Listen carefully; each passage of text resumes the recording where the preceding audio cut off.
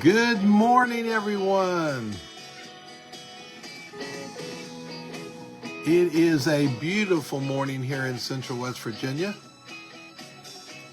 I'm excited about the day, as I am every day. Good morning, everyone. Good morning. It is a new day. It is Wednesday. I think it's the 29th of October, if I remember right. This is podcast number 8. It's new every morning. Good morning, everyone. I'm excited to see everyone. I'm excited about the information I have this morning. I got lots of different things. I'm going to talk a little bit about Generation Z, Australia, and I even have a story from the Bible this morning. So, anyway, we'll get right into it. Like I said, if you are, hi, good morning, Connie. If you are with me this morning, that makes you a morning warrior, which I love because I love the live people. I realize everybody can't be here at 7 a.m. and I'm okay with that. I love for you to watch it anytime, but there's just something special about people that are actually watching it with me as I'm going through it. So that's pretty fun. Don't forget, I have a YouTube channel that I've got started. It's new every morning. You can search that on YouTube. You might want to add my name, Tim Koger, to be sure you can find it. Please subscribe to the channel so it comes up quickly when you go there. I'm going to be adding videos. These videos are added on there, but I'm also going to be doing some other stuff. Some things I think can be helpful to many of you.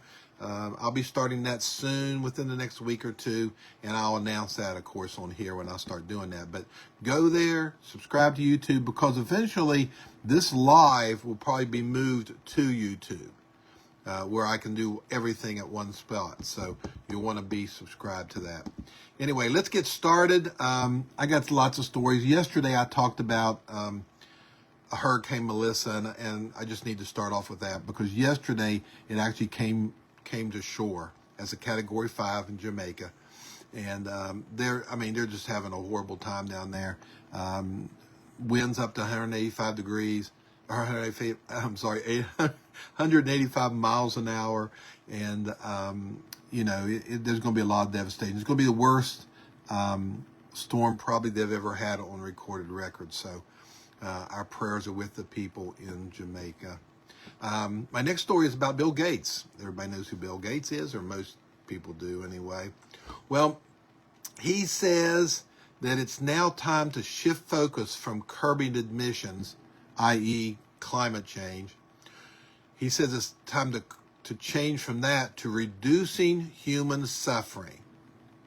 Okay, so apparently Bill Gates has been studying some science and realizing that climate change, while maybe a small problem, is a small problem. And the fact that we have cleaned the air up dramatically in the last 50 years in this country. I mean, in this country, in this world, the air is cleaner now than it has been maybe ever. And so, they're figuring that out, but that's another subject. And also, the big news is apparently, since he wants to start reducing human suffering, Bill Gates has decided to grow a heart. My next story is from Australia, and this is an interesting story. I don't live in Australia, so I can laugh about it. Wouldn't be so funny if I was there. But America's biggest city has outlawed gas power in their new homes. So basically, gas is bad. Okay. Now, I've got a quote here. I'll read you from the mayor of Sydney, Australia. It says, this is a quote, "Relying on gas is bad for the planet, bad for our finances, and bad for our health." That's Clover Moore. And she said that on Monday from Sydney. Now, she confirmed that all households will be required to be completely electric by 2027. No gas. Let's save the planet. Good morning, Bob, Patricia. Nice to have you along. So let's save the planet by not using gas. Now, I did a little research after I read this because I know there's other cities that have been doing this kind of thing, or even in the United States. I think New York was working toward this. I don't know if they ever did it or not. But so where does Australia actually get its electric from? It's electricity. Well, most of Australia's energy relies on, yeah, you guessed it, coal and gas.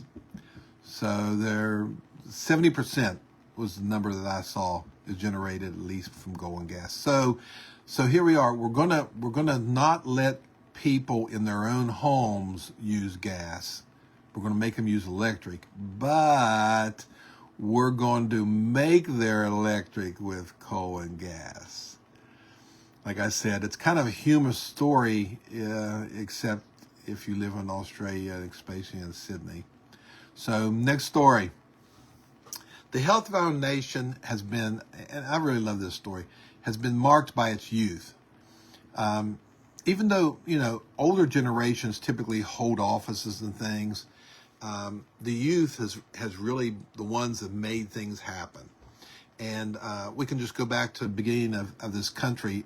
James Madison, Alexander Hamilton were both like in their mid-20s when they helped shape this country. So they were a big part of that.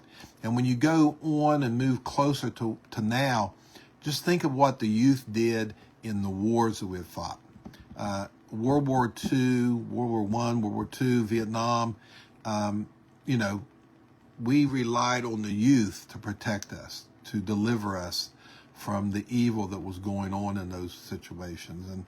And we even, we elected a president, John F. Kennedy, at 43 years old. Now, I don't know if you've noticed or not, but we haven't been doing much 43-year-old presidents lately, which is okay. But it was we used to rely on the youth a lot, and I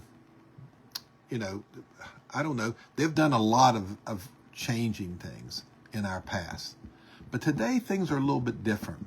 I was looking at a survey about Generation X, and it revealed some what I would call almost sad things. 58% of young adults have felt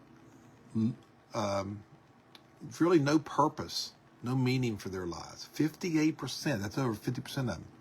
In the last month, almost 50% feel that what they do each day is not interesting or important. And that's kind of sad that the youth are feeling that way, the Generation Z. I'm sorry, I may have said X. Generation Z. This trend seems to be really hard on young men, especially. A lot of them aren't finishing school. They're going out. They're getting in trouble. They're overdosing. They're going to prison. And a lot of them, there's just way too much suicide. They've just lost their sense of direction. And it's affecting America because of that. So what's causing this? Well, I don't have all the answers, as you might guess. But, as I think back, my mother's generation, they had to work really hard. It was a time when you grew your own food. Maybe not all of it, but most of it. And that's work, a lot of us have gardens, but we have a lot of help with things that they didn't have back then for gardens. They plowed their gardens with horses in a lot of cases back then. My mom did for sure. And so it was work and heating your home all winter. Today we have chainsaws and splitting malls and all kinds of fun gadgets, to cut up wood. But just imagine they had to heat with wood and they had to all cut it up by hand. And that was a lot of work.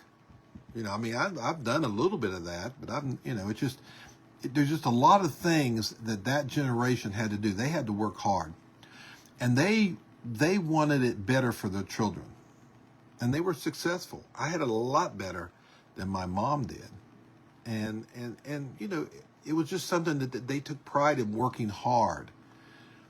Now it's a little different, I think. Our society has changed, and you can point back to a lot of things, but our society took God out of itself. It took it out of schools. It tried to move it some society. Let me give you an example. When I was young, when I was in grade school, when I got in trouble in grade school, I got in trouble at home. And there was no question that I was the problem. Today, it's not that way. If your kid, a lot of parents today, if their child gets in trouble at school, it's the school is at fault. It's not their child, not their little angel. It's the school, and I think a lot of that goes back to that. So, it's hard to figure out for sure. It's just a different situation. So, we'll see where that goes. But I do say this in the positive. I feel a sense of change in the air.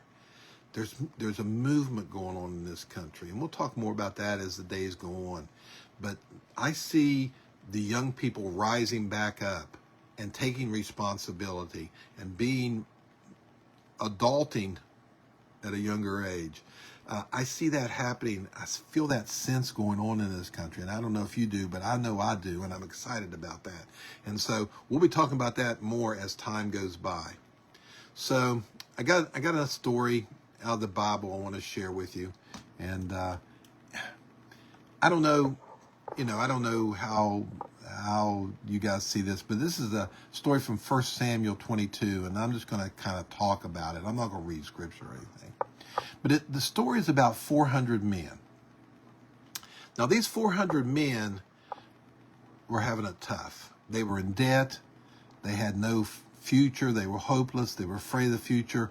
And because they were in debt, back in those times, if you were in debt, your children could actually be taken away from you to pay for your debts. It was a serious situation, and these people felt hopeless. But I'll tell you something. Those 400 men with no dream, no direction, hopelessness, they met a man that had a dream, and his name was David.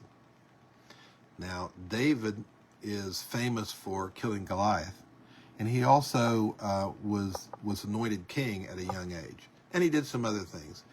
But if you get, the moral of the story kind of is, if you get around the right people, good things are going to happen. Now, I don't know where anybody is in this world.